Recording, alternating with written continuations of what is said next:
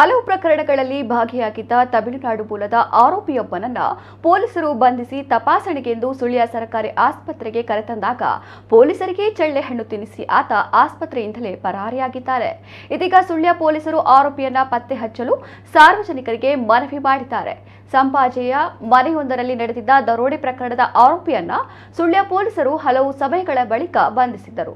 ಈತ ನ್ಯಾಯಾಲಯಕ್ಕೆ ಹಾಜರಾಗದೆ ತಲೆಮರೆಸಿಕೊಂಡಿದ್ದು, ಯಾರೋ ಸುಳಿವು ನೀಡಿದ ಮೇರೆಗೆ ಆರೋಪಿಯನ್ನ ತಮಿಳುನಾಡಿನಲ್ಲಿ ಬಂಧಿಸಿ ಸುಳ್ಯಕ್ಕೆ ಕರೆದುಕೊಂಡು ಬಂದಿದ್ದರು. ಆದರೆ ನ್ಯಾಯಾಲಯಕ್ಕೆ ಹಾಜರುಪಡಿಸುವ ಮೊದಲು ಆತನನ್ನ ವೈದ್ಯಕೀಯ ಪರೀಕ್ಷೆಗೆ ಒಳಪಡಿಸಬೇಕಾಗಿದ್ದ ಹಿನ್ನೆಲೆಯಲ್ಲಿ ಸುಳ್ಯ ಸರ್ಕಾರಿ ಆಸ್ಪತ್ರೆಗೆ ಕರೆದುಕೊಂಡು ಬಂದಿದ್ದರು. ಈ ನಡುವೆ ಆರೋಪಿ ಪೊಲೀಸ್ ಕಾನ್ಸ್ಟೇಬಲ್ಗಳನ್ನ ದೂಡಿ ಹಾಕಿ ಪರಾರಿಯಾಗಿದ್ದಾರೆ ಎಂದು ಪೊಲೀಸರು ತಿಳಿಸಿದ್ದಾರೆ.